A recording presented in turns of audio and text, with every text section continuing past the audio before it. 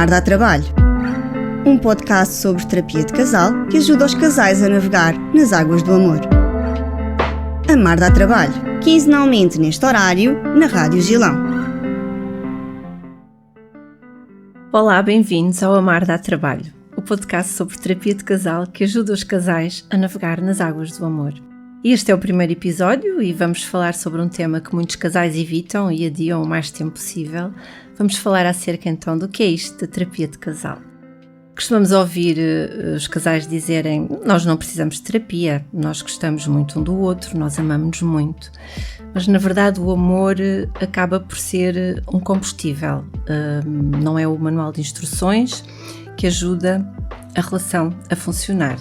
E é exatamente sobre esse manual de instruções que nós vamos falar aqui hoje. Portanto, este programa vai falar um pouco acerca do que é que realmente acontece dentro de uma sala de terapia de casal e como é que vocês poderão saber que o problema é grave o suficiente para procurar ajuda. E depois, como é que aprender a comunicar pode efetivamente ajudar a salvar anos de conflito, de sofrimento e de frustração. Se sente que na sua relação, portanto, estão a falar línguas diferentes ou simplesmente querem melhorar a forma como se relacionam, então talvez este programa possa valer a pena ficar por aí a ouvir. Falar sobre terapia de casal para mim é um tema apaixonante, pois sou terapeuta de casal e, embora atualmente ainda acaba por ser visto como um tema tabu, é ainda muito, há um estigma, portanto o medo, o desconhecido, na medida em que fomos durante muito tempo habituados a ouvir expressões como entre marido e mulher não se mete a colher, portanto é um assunto privado, a roupa suja lava-se em casa, os problemas e as discussões e as crises devem ser resolvidas entre as quatro paredes e portanto é preciso olhar e romper também um pouco estes preconceitos, desmistificar o processo e olhar para a terapia como uma ferramenta até de, portanto, prevenção e por aí fora. Ora então, vamos lá desconstruir os mitos, ou seja, o que anda aqui à volta da terapia de casal? Ora, muitas pessoas acham que ir à terapia é admitir um fracasso, ou seja, não se deve dar parte fraco. Pelo contrário, portanto, pedir ajuda significa que o casal possui maturidade, coragem e, acima de tudo, está comprometido para com a relação. É sinal que tem inteligência emocional. Admitir que é necessário um mediador, um terapeuta, não é um sinal de incapacidade ou de fraqueza, mas sim de que também não querem deixar que a relação se arraste e que a situação se entregue, portanto, que é deixada à própria sorte, digamos assim. Outro mito é que muitas pessoas acham que a terapia vai mudar o outro. Será assim? Ora, se um vai efetivamente na tentativa de mudar o outro, isso em terapia de casal é impossível de se trabalhar, porque cada pessoa é diferente, tem a sua especificidade, a sua complexidade, a sua tonalidade, e o laranja não pode ser verde e o verde não pode ser laranja. Poderão sim suavizar as suas tonalidades e irem ao encontro do caminho daquilo que é um objetivo comum, do propósito do nós da relação. E o que acontece é que se um gosta de ter a casa organizada, isso é importante, não é? E se o outro é mais desorganizado, portanto ele vai agir em função de ir ao encontro e vai se organizar e vai se esforçar por ser mais estruturado e organizado. Outro exemplo em relação à pontualidade, tantos exemplos poderia estar aqui a falar, mas se um é pontual e se o outro não é, ora se é importante para um compromisso conjunto cumprirem com o mesmo horário, portanto o outro vai se esforçar para ir ao encontro dessa pontualidade. Outro mito que há é que a terapia identifica culpados, ou seja, é um mito do juiz. Ora, o terapeuta não vai ser o juiz, nem decidir quem tem razão, como acontece num tribunal, e como o foco não é então achar um culpado, portanto, porque isto é para as seguradoras, ali é um espaço terapêutico, portanto é visto como uma oficina de reparações e é o sofrimento e o desconforto e o mal-estar, portanto, que leva as pessoas à terapia e, portanto, vai ser um espaço de reparação e não para identificar culpados. Também não será um lugar para fazer milagres, portanto não há varinhas mágicas, há muito trabalho a fazer. Daí o título deste podcast, Amar dá trabalho, porque de facto dá mesmo. Ora, outro mito é que muitos casais acham que o marido ou a mulher é que tem o problema. E quando o casal se apresenta, o meu marido ou a minha mulher é o problema, portanto essa questão não pode ser trabalhada, porque nenhum deles pode sentir que é o problema da relação. Então temos todos que fazer parte de uma equipa, portanto a mesma equipa, resolver em conjunto o problema que os levou lá. Ou seja, o terapeuta vai estabelecer uma aliança terapêutica, não é, com o casal, ou seja, e ambos devem sair da sala, da sessão, a sentir que o terapeuta empatizou com ambos da mesma forma. Portanto, ambos tiveram o mesmo lugar, o mesmo valor de importância. E isto é fundamental.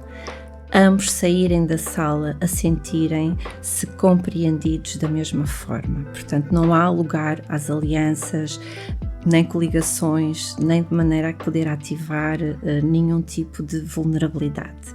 Pronto, e podemos agora aqui perguntar, então o que é que acontece dentro de uma sala de terapia? Como é que funciona? Bom, a terapia de casal é um processo psicoterapêutico, como tantos outros processos psicoterapêuticos, é um caminho que se percorre, é conduzido e orientado por um terapeuta de casal, um especialista na área, onde o foco da intervenção é a relação. Ou seja, na terapia de casal não se vai efetuar uma terapia individual, portanto, a cada um dos elementos do casal, não é a pessoa A ou a pessoa B, mas sim a relação, é o nós da relação, é como se fosse um terceiro elemento. E aí o terapeuta não vai trabalhar mais do que o casal, portanto vai ser um facilitador da comunicação e ajudar a compreender os padrões negativos, o que lá está, da interação que não funciona. E muitas vezes colocamos esta questão que é, e quando um não quer ir à terapia? Ou seja, o que é que acontece? Não é? É muito mais frequente do que aquilo que possamos imaginar. Aliás, há muitas situações em que um se recusa mesmo efetivamente a ir à terapia e não se efetiva. Mas há outras situações em que vão, mas não vão por vontade própria. Ou seja, dizem que não acreditam na terapia, vão de pé atrás, desvalorizam e, portanto, é muito comum um elemento estar mais motivado do que o outro. E perante estas situações, como é que se lida com elas, não é? Portanto, ou seja, na verdade as pessoas têm inseguranças, têm mitos, bloqueios, crenças, barreiras e é natural que não se queiram expor, portanto estão-se a proteger e estar ali é um grande passo, ou seja, tem que se dar esta conotação positiva e é necessário valorizar isso, portanto só pelo facto de já estar ali.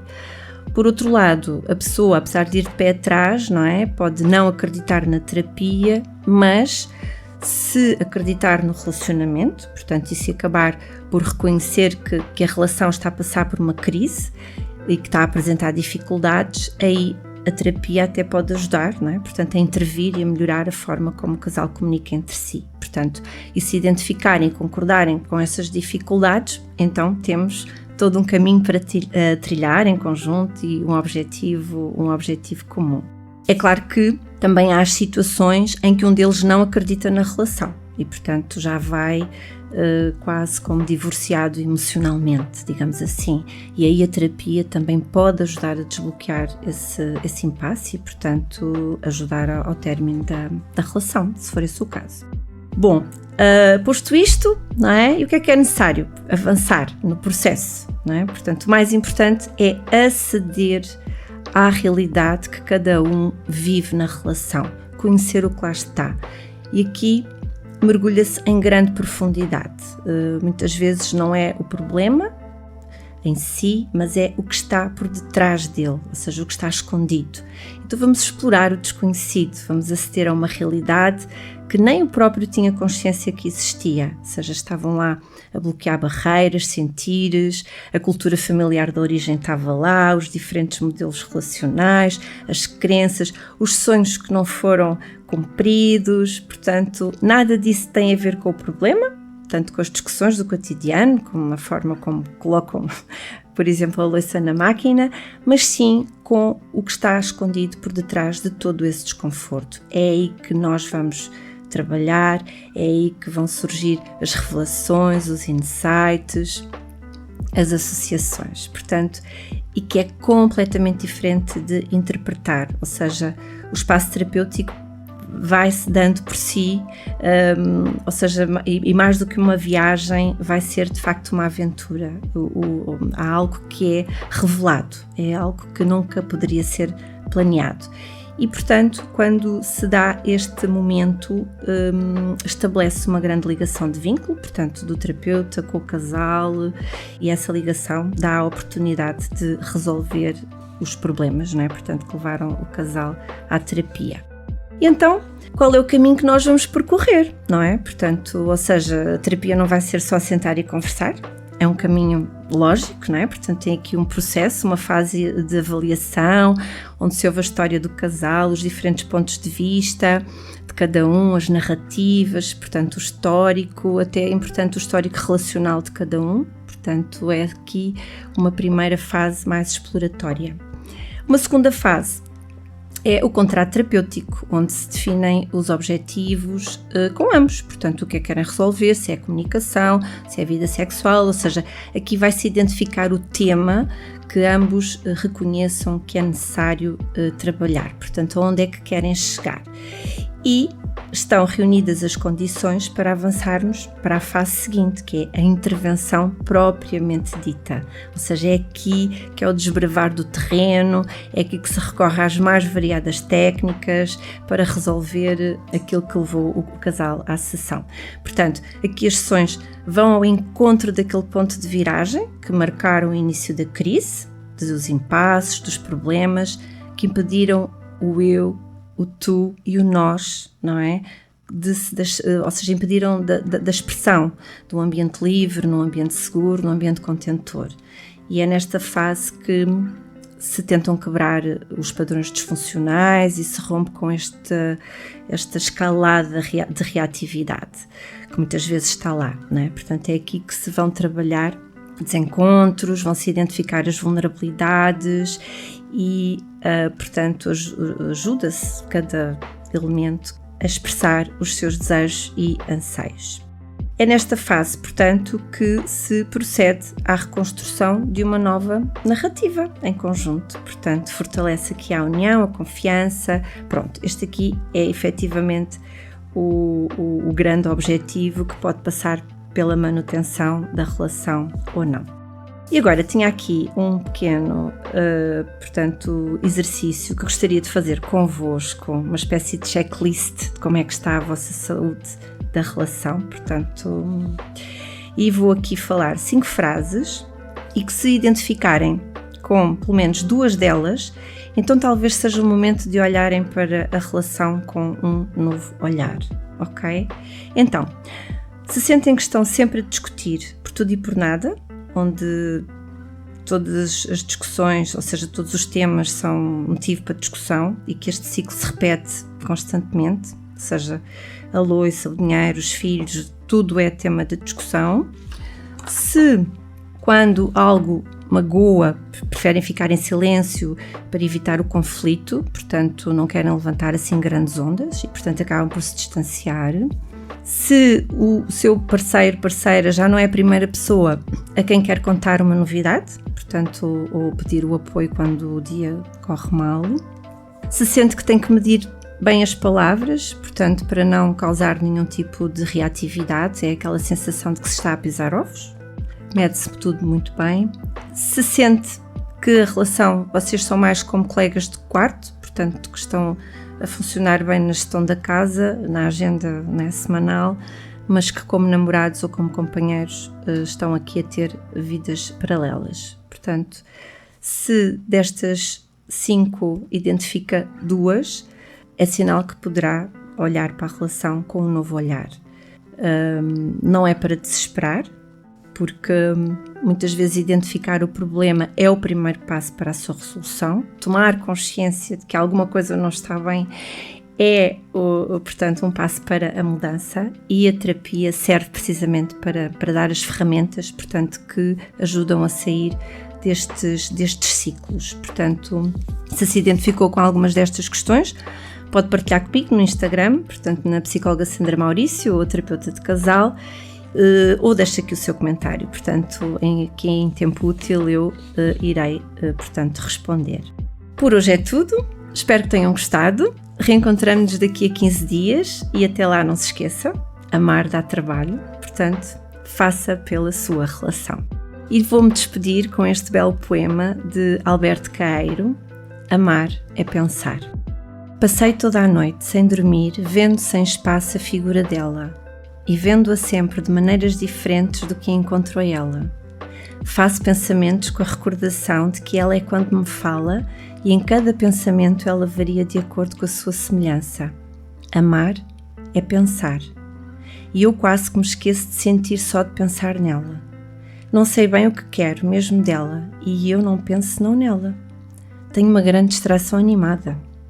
Quando desejo encontrá-la, quase que prefiro não encontrar, para não ter de a deixar depois. Não sei bem o que quero, nem quero saber o que quero. Só quero pensar nela. Não peço nada a ninguém, nem a ela, se não pensar. Amar dá trabalho. Um podcast sobre terapia de casal que ajuda os casais a navegar nas águas do amor.